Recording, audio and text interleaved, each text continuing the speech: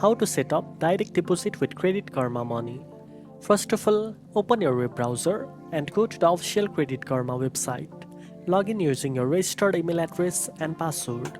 Once you are on the dashboard, click on the Money tab at the top of the screen. This will take you to your Credit Karma Money account page. Next, look for the Set up Direct Deposit option. It's usually displayed near the top or in the section labeled Get Paid Early or Manage Your Account. Click that option. Now you will see your account number and routing number. These are the details you need to provide to your employer or benefits provider to set up your direct deposit. Once your employer processes the request, your paycheck will start going directly into your Credit Karma Money account, often up to 2 days earlier than with your traditional bank. Now you know how to set up direct deposit with Credit Karma Money.